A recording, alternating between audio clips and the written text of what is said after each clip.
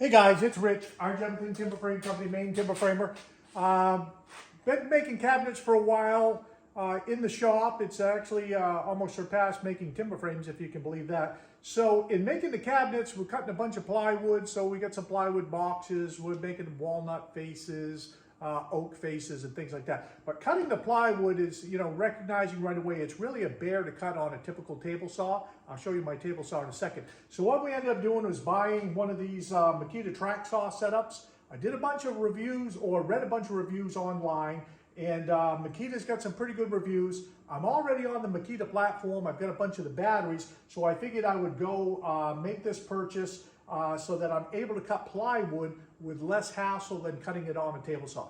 Yes, table saw can do a good job, but inevitably you want your cuts on your cabinets to be just about perfect, so you can't have any slop in it from wrestling it on the table saw. So I ended up buying this. Let me show you a little bit about it. I know there's a lot of stuff on the internet about this saw, but I'll give you a couple basic things that I liked about it, and then you can decide if this is something that you're going to want. All right, I'm going to move the camera.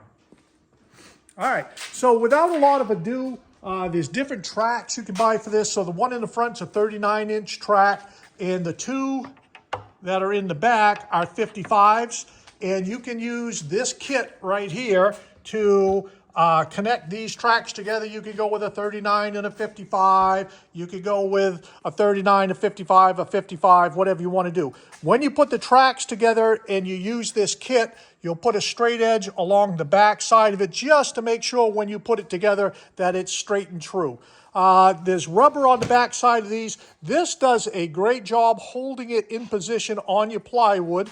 And then this piece right here in the front, it's replaceable, and it's your cutting edge. So when you initially put your saw on, let me put my saw on here, and you'll see how it, and I'm just going to set it on here, how it fits in. So the saw fits in the track right here. These are adjustments. They'll take up your slop side to side on your saw so that your saw won't go down wonky, crooked. If you make them too tight, it won't slide. If you make them too loose, then you're going to have some pitch and yaw in how your saw works. So these are adjustable by you. But when you see how smoothly this goes down the track, it really goes smooth and it really goes straight. So that's kind of a nice setup. When you initially get your track, see this little rubber edge right here. This edge is longer. See this rubber on the floor? That's from taking new tracks, and when you use them the first time, you'll end up cutting off excess rubber. And what happens is this edge is now your cutting edge for your saw. So when you set up your line on your plywood to cut to, you line it up to that edge of the rubber on both ends, clamp it down, run your saw, and you'll get a very true measurement and true cut.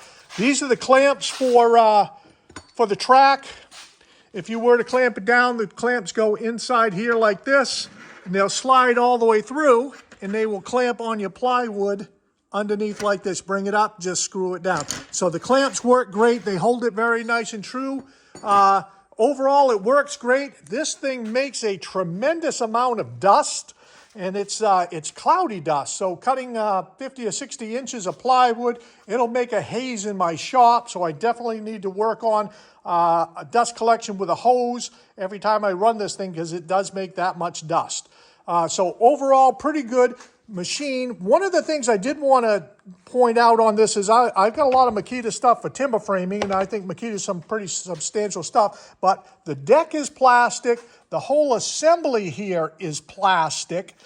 So I thought, I was thinking it might be magnesium, but this is not. So it's not nearly as substantial as some of the other Makita stuff you would buy, but at the same time, the purpose of this is set it in the track, run it down the track, put it back on your shelf. So it really doesn't need to be as substantial as some of your bigger Makita saws. So in a nutshell, that's what we've got, the battery operated version. I went with that, like I said, because I have the batteries.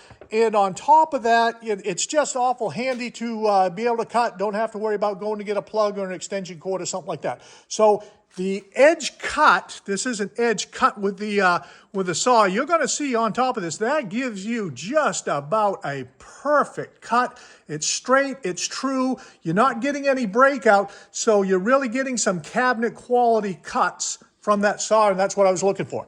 All right, Give me some feedback. Click like and subscribe. Thanks, guys.